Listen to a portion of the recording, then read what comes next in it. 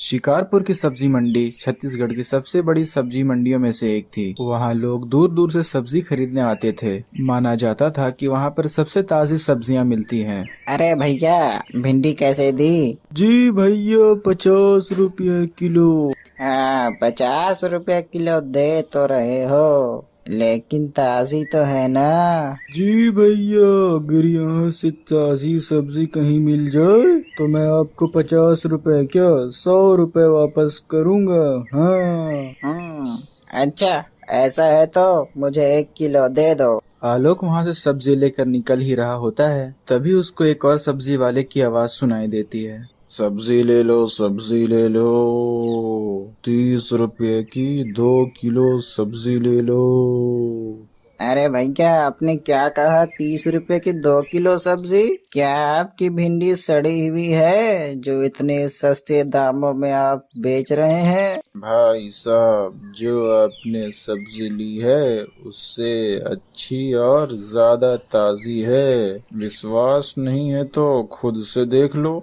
आलोक सब्जियों को देखता है तो उसे वाकई में सब्जियां ज्यादा ताजी और सस्ती मिलती हैं। आलोक को बहुत ज्यादा गुस्सा आता है कि उसने 50 रुपए किलो सब्जी खरीदी और यहाँ पर उसको वही सब्जी 30 रुपए की 2 किलो। तो आलोक पुराने सब्जी वाले के पास जाता है। आप तो कह रहे थे कि आपसे अच्छी और ज्यादा ताजी सब्जी कहीं मिले तो आप 50 की जगह 100 रुपए देंगे। चलिए निकालिए, निकालिए 100 रुपए। मिल गई मुझे। वो सब्जी वाला देख रहे हैं, 30 रुपए की 2 किलो सब्जी दे रहा है, वो भी आपसे ज्यादा ताजी। अरे भाई साहब, अब उसकी बातों पे मत आइए वरना पछताइएगा। वो ऐसा वैसा सब्जी वाला नहीं है, वो सौदागर है। वो भी भूतिया सौदागर। तुम्हारी सब्जी नहीं खरीदी तो तुम ऐसे ही बातें बनाओगे? रहने दो तुम मेरे 100 रुपए, मुझे मेरे 50 रुपए ही वापस कर दो। मैं तो उसी से सब्जी लूंगा। अब तो आपकी मर्जी है भाई साहब, मैं उसमें कुछ नहीं बोल सकता। लेकिन मैं आपसे एक बार बोलना चाहता हूँ कि वो सब्जी वाला ठीक नहीं है। आप उससे सब्जी ना ले तो ही बेहतर है। ये लीजिए आप अपने 50 रुपए। आलोक अपने 50 रुपए लेकर दूसरे सब्जी वाले से 30 रुपए की 2 किलो सब्जी ले लेता है और वहां से घर लौट जाता है। लेकिन वो सब्जी वाला सही में कोई ऐसा वैसा सब्जी वाला नहीं बल्कि भूतिया सौदागर होता है। अरे सुनती हो, देखो मैं 30 रुपए में 2 किलो कितनी ताजी सब्जियां लाया हूँ। क्या बात है, आपने तो आज कमाल कर दिया जी। अच्छा बैठो, मैं अभी बना कर लाती हूँ गर्मा गर्म सब्जियाँ। आलोक और उसकी पत्नी सब्जी को बैठकर बड़े ही आराम से खाते हैं और सोने चले जाते हैं। लेकिन जैसे ही वो सोते हैं उन्हें कुछ महसूस होता है। ये मुझे क्या हो रहा है? मेरे मुंह से खून क्यों आ रहा है? तभी वहाँ भूतिया सौदागर वहाँ प्रकट हो जाता है। आलोक और उसकी पत्नी वहीं पर मर जाते हैं और भूतिया सौदागर उन्हें खा लेता है। अगले दिन सतीश भी सब्जी मंडी जाता है और वो सीधा भूतिया सौदागर के पास चला जाता है। ये सब्जियाँ कितने की हैं भाई साहब? जितने की आपको लेनी है मैं लगा दूंगा। बहुत ताजी सब्जियां हैं। सब कुछ 2-2 किलो दे दो। क्या बात है, घर में कोई पार्टी है क्या? जी भाई साहब, नया घर लिया है तो बस उसी की खुशी में पार्टी रखी है।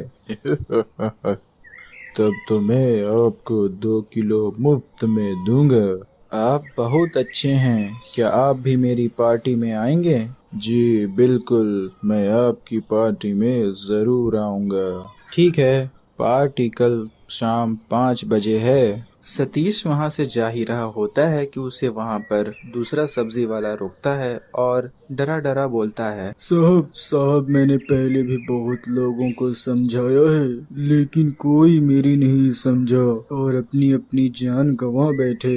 लेकिन आप तो मुझे समझो साहब। तुम कौन हो और ये सब क्या बोल रहे हो? मैं सब जानता हूँ, मेरा पूरा परिवार खत्म हो गया इसी में। ओफो, लगता है ये कोई पागल है। घर चलता हूँ मैं, बहुत काम है, घर पे पार्टी भी है। सतीश घर चला जाता है और वहां जाकर अपनी पार्टी की तैयारियां करने लगता है। सतीश हलवाई को सब कुछ बनाने बोल देता है। उसके बाद हलवाई सब कुछ बना देते हैं और सारे मेहमान आ जाते हैं। तभी भूतिया सौदागर वहां आ जाता है और सतीश उसका अच्छे से स्वागत करता है और सब खाना खाने लगते हैं। बस सतीश और उसकी पत्नी व्रत में होने के कारण कुछ नहीं खा पाते हैं। सब खाना खाकर सोने चले जाते हैं, लेकिन आधी रात को उन लोगों को भी कुछ होने लगता है। भूतिया सौदागर सबके कमरों में घूमता है और सबको मार मार कर खाने लगता है। लेकिन जब वो सतीश और उसके पत्नी के कमरे में जाता है, देखता है कि वो तो आराम से सो रहे हैं। भूतिया सौदागर को कुछ समझ नहीं आता है और वो उन दोनों को बिना मारे वहां से लौट जाता है। सतीश और उसकी पत्नी जब सुबह उठते हैं तो देखते हैं कि चारों तरफ बस खून ही खून फैला हुआ था। ये क्या हो गया मेरे घर पर? हमारे सब अपने मारे गए पर हम बच गए। लेकिन ऐसा क्या किया इन्होंने जो हम लोगों ने नहीं किया? हम दोनों बच गए पर ये लोग मारे गए। तभी अचानक सतीश को वो सब्जी वाला याद आ जाता है जो उससे अजीब अजीब बातें कर रहा होता है। सुनो, मैं अभी आता हूँ। लेकिन आप जा कहाँ रहे हैं जी? तुम वो करो जो मैंने कहा है। सतीश वहां से भागता हुआ उस सब्जी वाले के पास जाता है जिससे उसके सब्जी लेने के बाद मुलाकात हुई थी। आगे की कहानी पार्ट 2